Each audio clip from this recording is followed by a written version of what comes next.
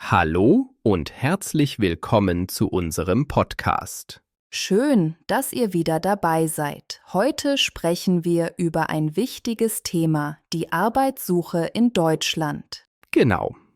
Ihr lernt heute viele nützliche Wörter und Sätze, die ihr braucht, wenn ihr Arbeit sucht. Und vergesst nicht, abonniert unseren Kanal und drückt auf die Glocke, damit ihr keine neuen Folgen verpasst. Thomas, du bist doch vor ein paar Jahren nach Deutschland gekommen. Wie hast du damals Arbeit gesucht? Das war gar nicht so einfach. Ich konnte damals noch nicht so gut Deutsch und wusste nicht, wo ich anfangen soll. Zuerst habe ich im Internet gesucht, auf Webseiten wie arbeitsagentur.de oder Indeed. Aber ich bin auch zum Jobcenter gegangen. Ja, das Jobcenter kann wirklich helfen, besonders wenn man neu ist. Viele Leute wissen nicht genau, was das Jobcenter eigentlich macht. Genau.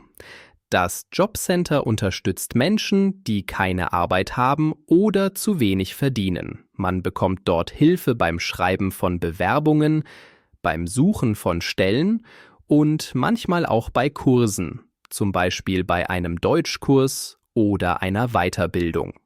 Richtig. Und wenn man sich beim Jobcenter anmeldet, bekommt man eine persönliche Beraterin oder einen Berater. Diese Person spricht mit dir über deine Ausbildung, deine Erfahrung und was du arbeiten möchtest. Ja, mein Berater war sehr nett. Er hat mich gefragt, was ich früher gemacht habe und welche Arbeit ich suche. Dann hat er mir erklärt, welche Dokumente ich brauche, zum Beispiel einen Lebenslauf und ein Bewerbungsfoto. Das ist sehr typisch in Deutschland. Ohne Lebenslauf und Bewerbungsfoto geht fast nichts. Im Lebenslauf schreibt man, wo man gearbeitet hat, welche Ausbildung man hat und welche Sprachen man spricht. Und ganz wichtig, alles muss ordentlich aussehen. Keine Fehler, keine falschen Daten. Ich erinnere mich, dass ich am Anfang viele Fehler im Lebenslauf hatte. Zum Glück hat meine Beraterin mir geholfen, das zu korrigieren. Viele Leute fragen auch, ob sie ein Anschreiben brauchen. Ich finde, ja, ein kurzes Anschreiben zeigt, dass du motiviert bist. Du kannst darin schreiben, warum du bei dieser Firma arbeiten möchtest und was du gut kannst. Ja, zum Beispiel: Ich arbeite gern im Team, ich bin zuverlässig und pünktlich. Solche Sätze sind in Deutschland sehr wichtig. Arbeitgeber achten darauf, dass du freundlich und verantwortungsbewusst bist. Genau. Und wenn man nicht so gut Deutsch kann, ist das kein Problem. Man kann einfache Wörter benutzen, aber höflich bleiben. Zum Beispiel: Sehr geehrte Damen und Herren, ich interessiere mich für diese Stelle. Das klingt gut und am Ende schreibt man: Mit freundlichen Grüßen. Das darf man nie vergessen. Ja, und was ist, wenn man noch keine Erfahrung in Deutschland hat? Dann kann man trotzdem zeigen, dass man lernen will. Ich habe damals geschrieben, ich bin motiviert und lerne schnell. Das klingt positiv. Das stimmt, und manchmal kann das Jobcenter auch einen Kurs oder eine Maßnahme anbieten, damit man sich besser vorbereitet. Viele Leute bekommen so ihre erste Chance auf Arbeit. Ja, und das Wichtigste ist, nicht aufgeben. Auch wenn es am Anfang schwer ist, man muss einfach weitermachen, Bewerbungen schreiben und immer pünktlich zu Terminen gehen. Genau, so beginnt fast jede Erfolgsgeschichte mit Geduld, Motivation und ein bisschen Hilfe vom Jobcenter. Und irgendwann bekommt man den ersten Anruf: Können Sie morgen zum Vorstellungsgespräch kommen? Das ist ein tolles Gefühl. Oh ja, das ist ein großer Moment. Dann weiß man, dass sich die Mühe gelohnt hatte. Guten Morgen, Anna. Heute möchte ich dir erzählen, wie mein Termin im Jobcenter war. Ich war ein bisschen nervös, aber es war gar nicht so schlimm, wie ich gedacht habe. Oh, erzähl, wie läuft so ein Termin ab? Viele Leute wissen gar nicht, was dort passiert. Zuerst musste ich am Empfang sagen, dass ich einen Termin habe. Ich habe gesagt, Guten Tag, ich habe heute um 10 Uhr einen Termin bei Herrn Schneider. Dann habe ich kurz gewartet, vielleicht 10 Minuten. Danach hat mich mein Berater abgeholt und in sein Büro eingeladen. Und war er freundlich? Ja, sehr freundlich. Er hat gefragt, wie es mir geht und ob ich schon Arbeit gefunden habe. Ich habe gesagt, dass ich viele Bewerbungen geschickt habe, aber noch keine Antwort bekommen habe. Er hat mir erklärt, dass das normal ist und dass ich Geduld haben muss. Das ist typisch in Deutschland. Arbeitgeber brauchen manchmal Wochen, bis sie antworten. Genau. Mein Berater hat sich meinen Lebenslauf angeschaut und gesagt, dass er gut aussieht, aber er hat mir auch Tipps gegeben. Zum Beispiel soll ich meine letzten Tätigkeiten genauer beschreiben und ein aktuelles Foto hinzufügen. Das ist eine gute Idee. Viele Firmen achten auf ein professionelles Foto. Und was hat er noch gesagt? Er hat mir ein paar Jobangebote gezeigt, die zu mir passen könnten. Er hat gesagt, schauen Sie sich diese Stellen bitte zu Hause an und bewerben Sie sich. Dann hat er mir erklärt, dass ich immer eine Rückmeldung geben soll, wenn ich mich irgendwo beworben habe. Ja, das ist wichtig. So sieht das Jobcenter, dass du aktiv suchst. Genau. Und er hat mir auch angeboten, an einem kleinen Kurs teilzunehmen, wo man lernt, wie man gute Bewerbungen schreibt. Ich fand das super. Der Kurs dauert nur 2 Wochen und ist kostenlos. Das ist wirklich hilfreich. Man lernt dort viele kleine Dinge, die wichtig sind, wie man höflich schreibt oder wie man sich am Telefon vorstellt. Stimmt. Mein Berater hat auch gesagt, ich soll immer pünktlich zu Terminen kommen. Wenn man nicht kommt oder zu spät ist, kann das Probleme geben. Ja, das habe ich auch gehört. In Deutschland ist Pünktlichkeit sehr wichtig, besonders bei Ämtern. Ich war also pünktlich und er hat sich gefreut. Am Ende hat er mir noch ein Formular gegeben, ich musste unterschreiben, dass ich aktiv Arbeit suche. Er hat gesagt, dass das Jobcenter mich unterstützt, aber ich muss auch selbst etwas tun. Das ist fair. Es ist eine Zusammenarbeit. Das Jobcenter hilft, aber man muss motiviert bleiben. Ja, und ich finde, das Gespräch war sehr angenehm.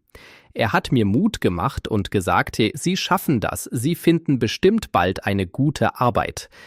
Das war schön zu hören. Das klingt wirklich positiv. Ich glaube, viele Menschen haben Angst vor Terminen beim Jobcenter, aber wenn man freundlich und offen ist, geht alles gut. Genau. Ich bin mit einem guten Gefühl nach Hause gegangen. Ich habe mich gleich an den Computer gesetzt und angefangen, neue Bewerbungen zu schreiben.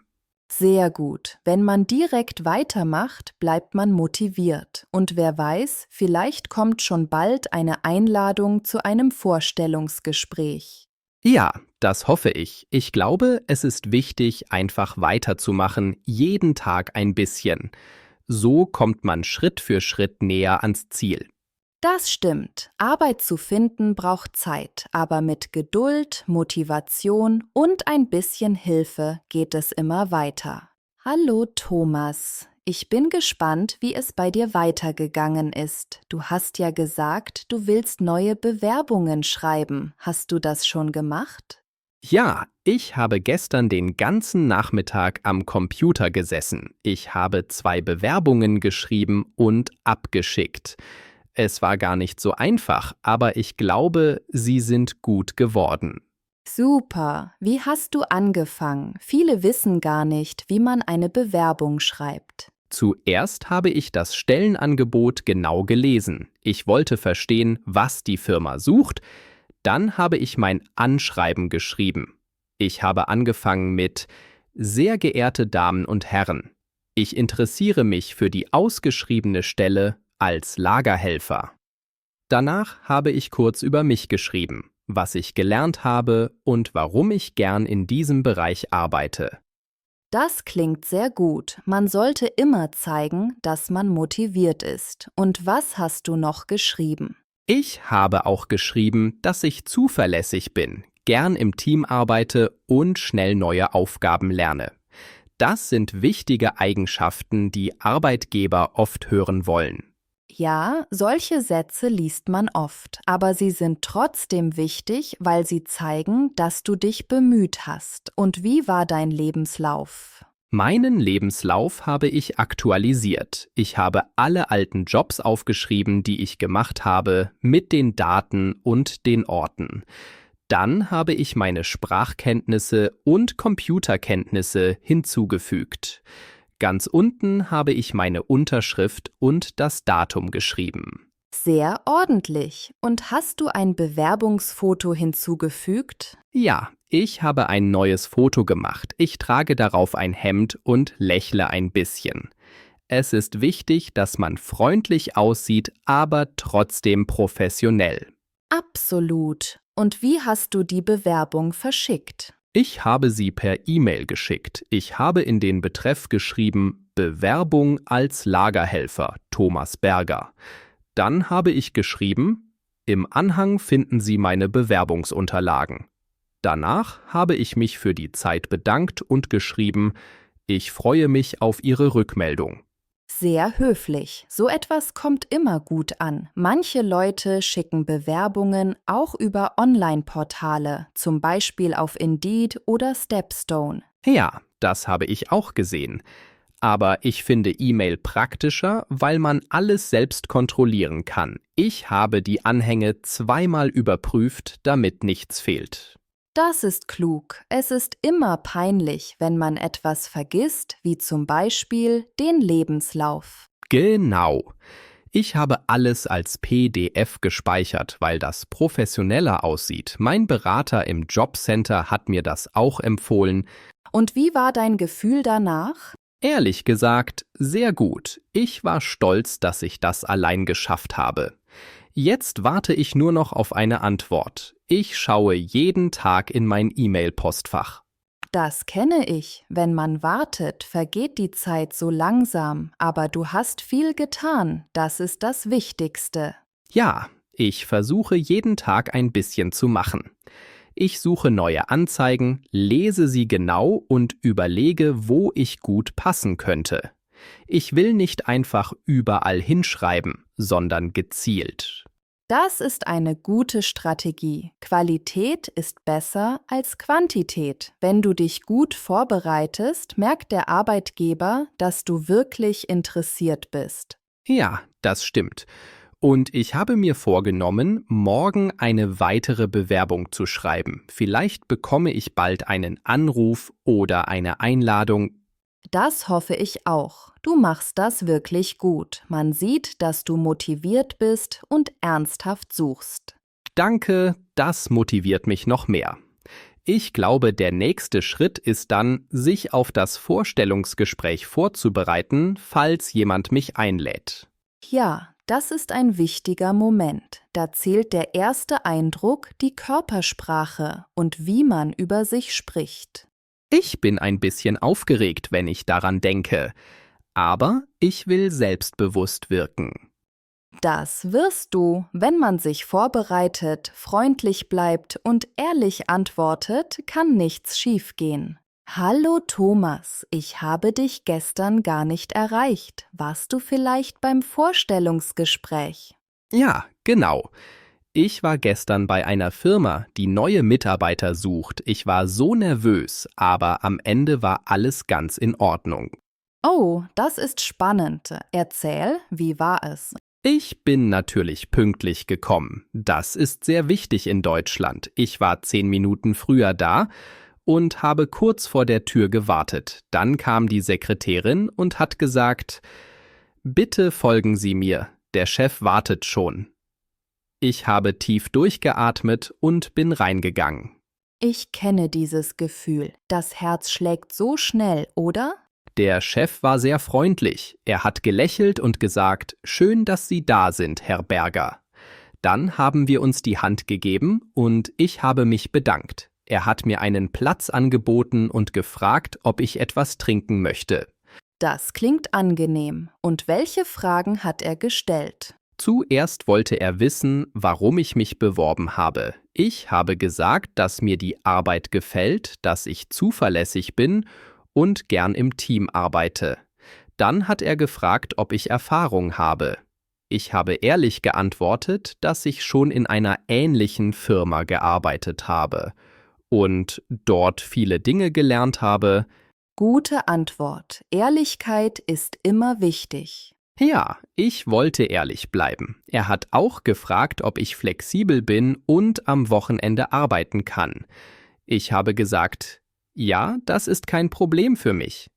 Dann hat er gelächelt und gesagt, das sei gut. Und hattest du das Gefühl, dass er zufrieden war? Ich glaube schon. Er hat viel genickt und mir aufmerksam zugehört. Am Ende hat er gesagt, dass er sich in den nächsten Tagen meldet. Ich habe mich bedankt und gesagt, vielen Dank für das Gespräch und Ihre Zeit. Dann haben wir uns verabschiedet. Sehr höflich. Ich glaube, das ist genau richtig so. In Deutschland achten die Arbeitgeber sehr auf gutes Benehmen. Ja, mein Berater im Jobcenter hat mir das auch gesagt. Man soll immer freundlich, ruhig und respektvoll sein. Nicht zu viel reden, aber auch nicht zu wenig. Genau, ein gutes Gleichgewicht. Und wie hast du dich vorbereitet? Ich habe am Abend vorher im Internet gelesen, welche Fragen oft im Vorstellungsgespräch kommen. Zum Beispiel, was sind Ihre Stärken? Oder, warum möchten Sie bei uns arbeiten?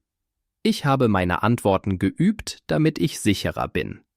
Das ist clever. Viele Menschen unterschätzen, wie wichtig Vorbereitung ist. Ja, und ich habe auch meine Kleidung vorbereitet. Ich habe eine saubere Hose, ein Hemd und saubere Schuhe getragen. Ich wollte ordentlich aussehen. Sehr gut. Das zeigt Respekt. Ich finde, der erste Eindruck zählt wirklich. Stimmt. Und nach dem Gespräch war ich so erleichtert. Ich bin rausgegangen und hatte das Gefühl, dass es gut gelaufen ist. Ich hoffe, Sie rufen mich an. Ich drücke dir die Daumen. Wenn du eine Zusage bekommst, ist das ein großer Schritt. Danke, das wäre toll. Aber auch wenn es diesmal nicht klappt, habe ich viel gelernt. Beim nächsten Mal bin ich noch besser vorbereitet. Genau so muss man denken. Jeder Termin bringt neue Erfahrung und irgendwann passt es einfach. Ja, ich glaube, das ist der richtige Weg. Dranbleiben, freundlich bleiben und immer wieder versuchen. So ist es. Wenn man etwas wirklich will, findet man irgendwann seinen Platz. Und egal wie schwer es am Anfang ist, man darf nie aufgeben. Richtig. Alles beginnt mit dem ersten Schritt. Danke, Anna. Das Gespräch heute hat mir wieder Motivation gegeben. Sehr gern, Thomas. Ich wünsche dir viel Erfolg. Du schaffst das. Danke. Ich glaube auch daran. Alles kommt mit der Zeit. Genau. Und wenn ihr das hier hört, vergesst nicht, abonniert unseren Kanal, liked das Video und drückt auf die Glocke, damit ihr keine neuen Folgen verpasst. Das Vorstellungsgespräch. Ich habe morgen ein Vorstellungsgespräch bei einer großen Firma. Das Vorstellungsgespräch war angenehm und der Chef war sehr freundlich. Die Bewerbungsunterlagen. Ich habe meine Bewerbungsunterlagen per E-Mail geschickt. Bitte bringen Sie Ihre Bewerbungsunterlagen zum Termin mit. Flexibel. Ich bin flexibel und kann auch am Wochenende arbeiten. Unsere Arbeitszeiten sind flexibel, das ist sehr praktisch. Sich verabschieden. Nach dem Gespräch habe ich mich freundlich verabschiedet. Wir haben uns an der Tür verabschiedet und uns einen schönen Tag gewünscht. Sich vorbereiten. Ich habe mich gut auf das Vorstellungsgespräch vorbereitet. Man sollte sich immer auf neue Aufgaben vorbereiten.